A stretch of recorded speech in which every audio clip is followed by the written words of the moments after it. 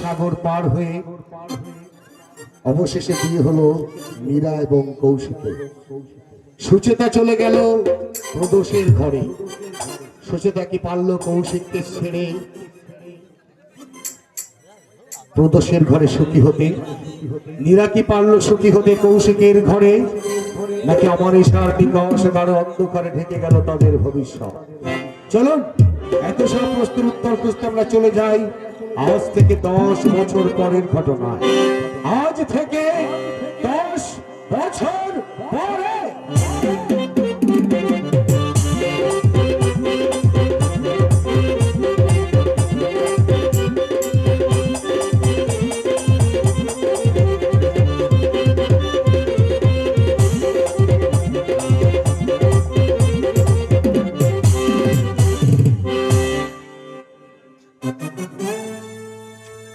সাবাস, তোমার দৌলতে চোর বনে যায় সাধু, ধনী পায়ে খালাস, আর মানুষ হয়ে জানোয়ার। তুমি যার কাছে থাকো দুনিয়া তাকে সালাম। একই মাননীয় মহেশ, দীর্ঘদিন বাদে ওটাতে পথ ভুলে আমার পক্ষে फरमाइए, मैं आपके लिए क्या कर सकता हूँ?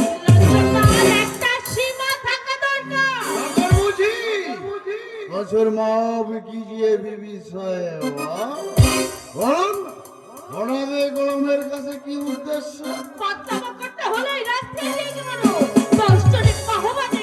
দশজনের বাবার প্রয়োজন নেই, তোমার একার বাবা পেলে আমি সন্তুষ্ট। এই 10 বছর ধরে তোমার অনেক কুকীর্তির কথা আমি শুনেছি, কোনোদিন কোনো প্রতিবাদ করতে আসিনি।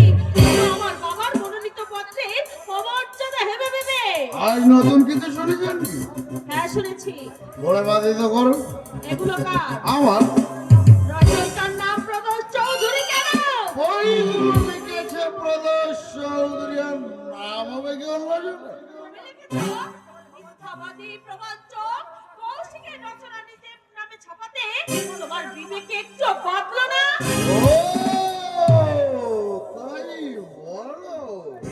তুমি এসেছো প্রেমিকের জন্য আমার কাছে কৈফিয়ত চাইতে? হ্যাঁ, এসেছি। এই বইগুলো যে রচয়িতা তোমার প্রণয় কৌশিক সেন, তার কোনো প্রমাণ আছে? আছে। কি প্রমাণ? প্রমাণ আমি এই বইগুলোর প্রত্যেকটি ছত্রের সঙ্গে আমি পরিচিত।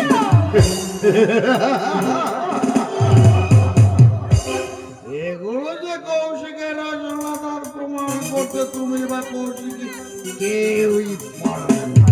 অতএব এনে তুমি আর মাতামাতি করো না। কথাটা বলতে তোমার একটু লজ্জা হলো না? লজ্জা?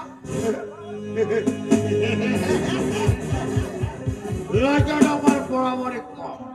তোমার আর কোনো কথা আছে? আছে। থাকলে বল। এই উপন্যাসের চিত্র শব্দ তুমি বিক্রি করেছো কেন? চিত্র নির্মাতাদের কাছ থেকে মোটা মোটা অঙ্কের টাকা পেয়েছি বলো। এত নীচ, এত অমানুষ তুমি। এই তো জগতের নিয়ম প্রিয়তমা। একজনকে ফাঁকি না দিলে একজনকে বড় হতে পারে না। তুমি যে আমার স্বামী, এ কথাটাও ভাবতে আমার ঘৃণা হচ্ছে। ঘৃণার কিছু নেই, ঘৃণার কিছু নেই। আমি তোমার স্বামীর ভূমিকায় অভিনয় করছি মাত্র। তোমার আসল স্বামী ওই কৌশিক সেন। তোমার হৃদয় করে আজ কৌশিকের ছবি বিরাজ করছে। কেবল তোমাকে।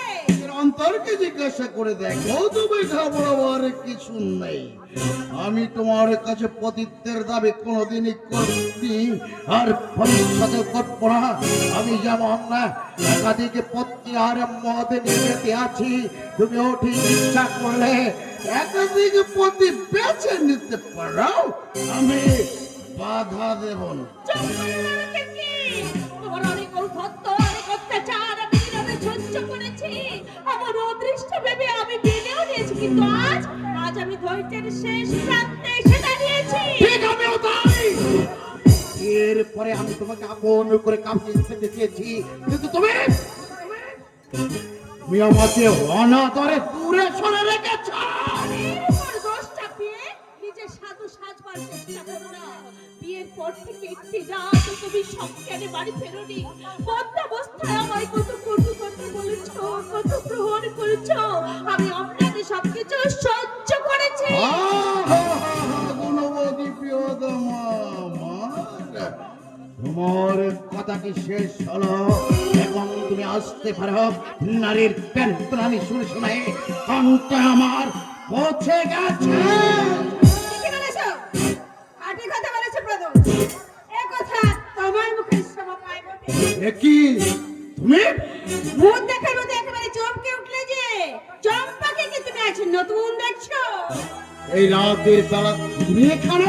রাতের বেলাতেই তো আমাদের প্রাণ সরস বেরোচ্ছে। তুমিও তো বেশ তৈরি হয়ে আছো দেখছি। বোতলটা খালি না আছে? আমাকে দাও না, গলাটা একেবারে শুকিয়ে কাঠ হয়ে গেছে। চম্পা! তুমি তো এদিন ডুমুরের ফুল হয়ে গেছো। আজ অনেকদিন সাধ্যে সাধনার পর রঘুনাথের কাছ থেকে তোমার ঠিকানা নিয়ে সাটাহানে চলে এসেছি। ও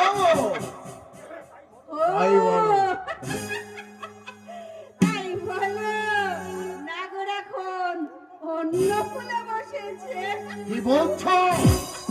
ও আমার বিবাহিতা স্ত্রী সুচেতা। প্রদোষ চৌধুরীর। লোকের কাছে তো তুমি আমাকে একদিন স্ত্রী বলে পরিচয় দিয়েছিলে। তুমি কে? এইসব মানুষের খেলা বস্তু। চেয়ে দেখো, ভালো করে চেয়ে দেখো আমার দিকে। পদশত পুরুষের পদচিহ্ন আমার এই শরীরে টিপের মতো চেপে আছে।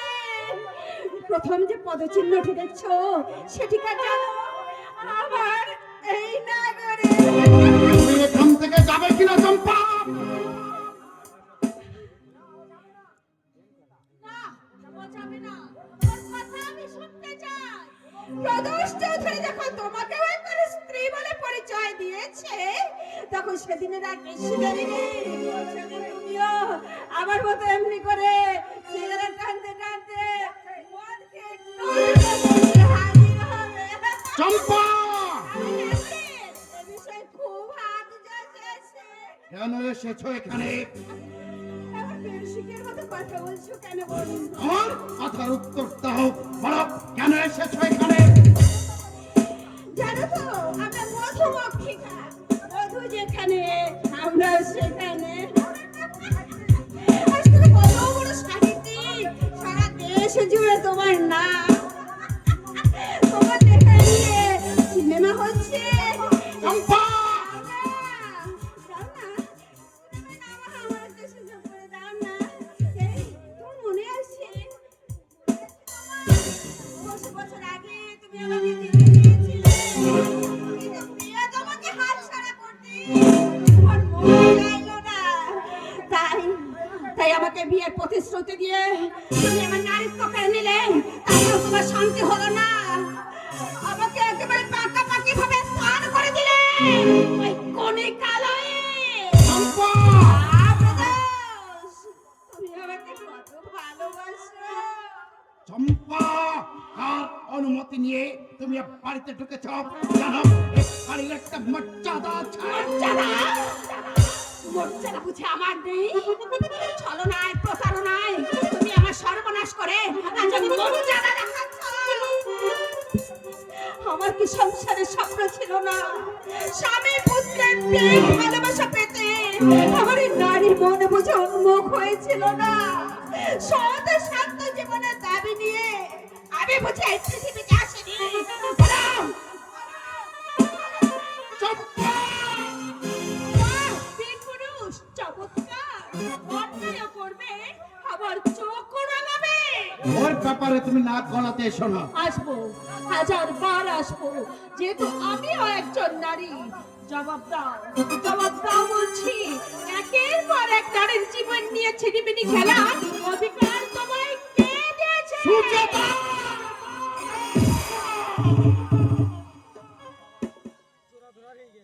বাবা,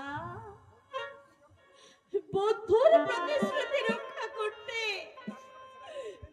শুধু এক পকেটের ছেলের সঙ্গে মেয়ের বিয়ে দিয়ে মেয়েকে সুখী করতে চেয়েছিল না। 10 বছর ধরে তো মেয়ের সুখ দেখছো বাবা, আজ একটু ভালো করে দেখে তোমার নয়নটা তুমি সার্থক করো বাবা, তোমার নয়নটা তুমি সার্থক করো।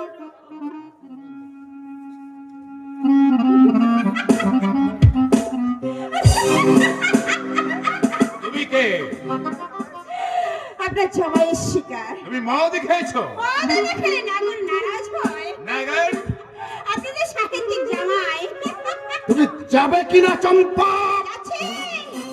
দাঁড়াও, আগে তোমার মুখোশটা খুলে দিয়ে যাই, সবাই তোমাকে দেখুক, চিনুক। আমাকে বিশ্বের সাগরে ডুবিয়ে তুমি সুখের সাগরে ভাসবে, তা তো হবে না বন্ধু। চম্পা! মরে গেছে। তুমি চম্পাকে জীবন্ত হত্যা করেছো। তোমারই জন্য চম্পা যে স্বামী পেল না, সংসার পেল না, সন্তান পেল না।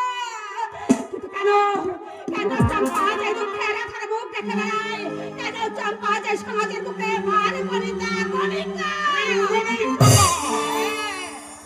একটু যেমন তার অনুগ্রহে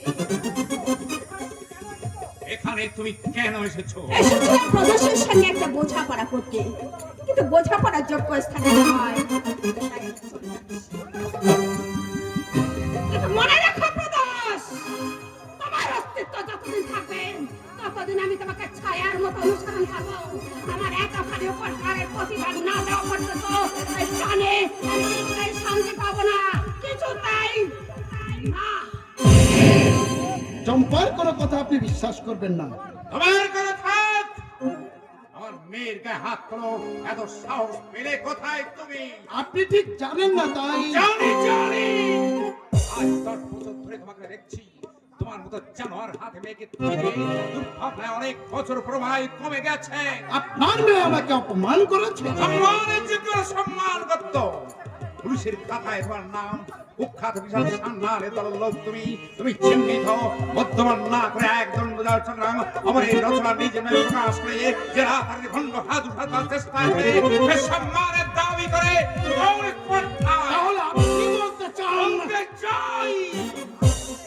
আগে জানলে তোমার মতো পঞ্চকে হাতে আমি সূর্যটাকে তুলে দিতাম না। আমি যদি এতই অপদার্থ তাহলে যান মেয়েকে নিয়ে আদালতে যান, আইনের সাহায্যে সে আমাকে ত্যাগ করুক। আজ পর্যন্ত আদালতেই দাঁড়ায়নি, তবে তোর অপরাধের পরিমাণ দেখে মনে হচ্ছে এই সোমনাথ বস্কা হয়তো খুনের অপরাধে আদালতেই দাঁড়াতে হবে। মনে রেখো প্রদর্শন।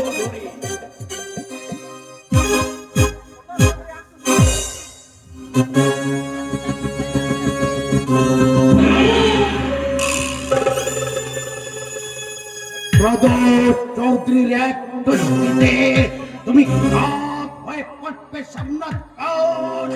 তুমি ঘাত হয়ে পড়বে, ঘাত হয়ে পড়বে।